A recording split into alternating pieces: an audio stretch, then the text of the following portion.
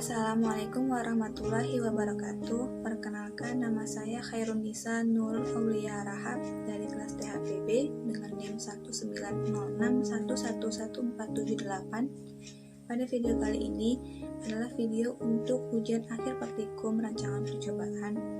Di video kali ini saya akan menjelaskan tentang langkah-langkah pengerjaan rancangan acak lengkap menggunakan Microsoft Excel dan SPSS. Rancangan acak lengkap atau RAL adalah rancangan yang paling sederhana dari beberapa macam rancangan lainnya. Rancangan acak lengkap memiliki karakteristik yang di dalamnya terdapat perlakuan yang terdiri dari satu faktor, dan faktor tersebut dalam kondisi yang homogen. Keuntungan rancangan acak lengkap adalah analisis statistik unit percobaan sederhana, daerah percobaan yang digunakan lebih mudah, kehilangan data relatif kecil, dan fleksibel. Baik, selanjutnya adalah langkah-langkah pengerjaan melalui Microsoft Excel.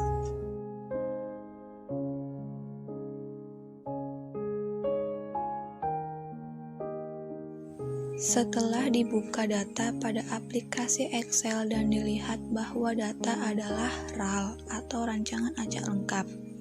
Pada data terdapat perlakuan 5 dan ulangannya 4. Selanjutnya mencari ANOVA dengan cara klik data, kemudian pilih data analisis. Kemudian pilih ANOVA single factor. Kenapa ANOVA single factor? Karena data RAL yang dimana menggunakan ANOVA one way, dan klik OK. Selanjutnya input rank dan masukkan atau blok perlakuan dari 1 sampai 7 atau nilai akhir ulangan 4 dan perlakuan 5. Pada group by, klik rows, checklist labels in front columns, dan klik output rank.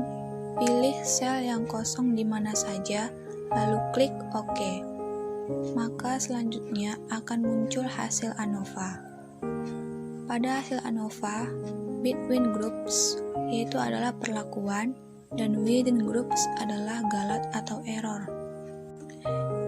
F adalah F hitung, F treat adalah F tabel pada taraf 5%, dan P value merupakan signifikansi yang akan dibandingkan dengan 0,05. Untuk mengetahui F tabel dengan Excel adalah dengan rumus sama dengan F.INV.RT buka kurung persen atau taraf yang akan kita gunakan, DB perlakuan, DB galat tutup kurung. Didapatkan hasil F tabel 5% sama dengan F tabel hasil output ANOVA, dan selanjutnya juga untuk mencari F tabel 1% seperti tadi.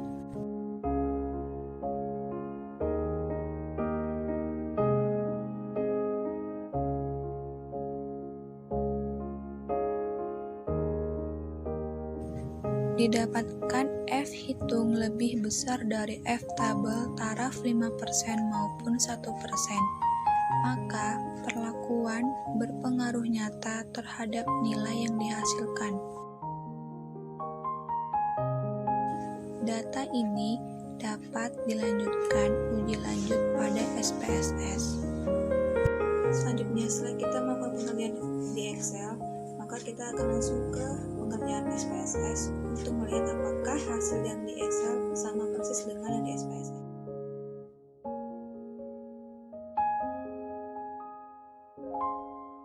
Pada variabel view, masukkan perlakuan, ulangan, dan nilai pada name. Lalu klik data view, isi data sesuai dengan data yang ada.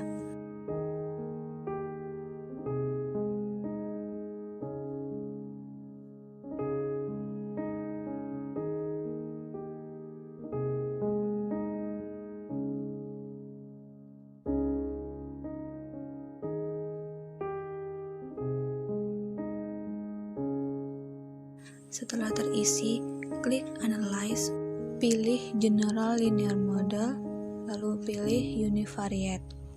Kemudian masukkan nilai ke dependent variable atau variabel terikat atau variabel yang dipengaruhi. Selanjutnya, pindahkan perlakuan ke fix faktor dan ulangan dibiarkan saja, lalu klik OK. Setelah itu didapatkan hasil ANOVA outputnya yaitu sama dengan hasil output pada Excel. Kesimpulannya, F hitung lebih besar dari F tabel taraf 5% maupun 1% dan data akan dilanjutkan untuk uji lanjut.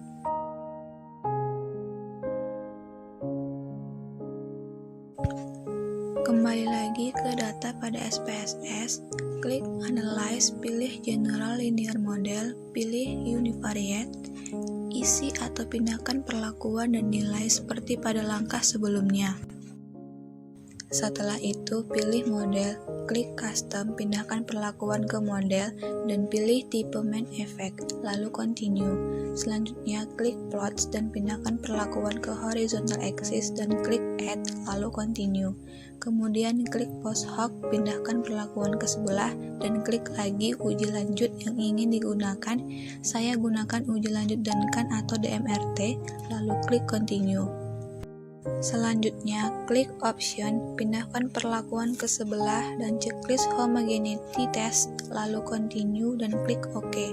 Maka akan keluar hasil output SPSS sebagai berikut. Pada output SPSS, untuk uji Duncan, ada dua notasi yaitu A dan B yang digunakan untuk melihat perbedaan antar perlakuan. Pada tabel homogenus subset, perlakuan 1, 2, dan 3 berada pada satu kolom subset yang sama yaitu subset 1. Maksudnya adalah perlakuan 1, 2, dan 3 berbeda tidak nyata antar perlakuan. Begitu juga untuk perlakuan 4 dan 5 yang berada pada subset kolom yang sama yaitu subset 2. Sedangkan perlakuan 1, 2, dan 3 berbeda nyata dengan perlakuan 4 dan 5 karena berada pada kolom subset yang berbeda. Untuk signifikansi, bila hasil signifikansinya lebih besar dari 0,05, maka data tersebut tidak bersifat signifikan. Bila hasil signifikannya lebih kecil dari 0,05, maka data bersifat signifikan. Hasil pada data tersebut menunjukkan angka signifikansi lebih besar dari 0,05, maka data bersifat tidak signifikan. Itulah hasil pemaparan dari pengolahan data RAL menggunakan aplikasi Excel dan aplikasi SPSS. Didapatkan kesimpulan bahwa hasil data RAL bersifat berpengaruh nyata karena F hitung lebih besar dari F tabel 5% dan 1%. Setelah diuji lanjut, didapatkan juga bahwa perlakuan berbeda nyata antara perlakuan lainnya. Tidak signifikan karena signifikansi yang dihasilkan pada uji lanjut lebih besar dari 0,05. Itulah kesimpulan dari saya. Mohon maaf bila ada salah kata. Wassalamualaikum warahmatullahi wabarakatuh.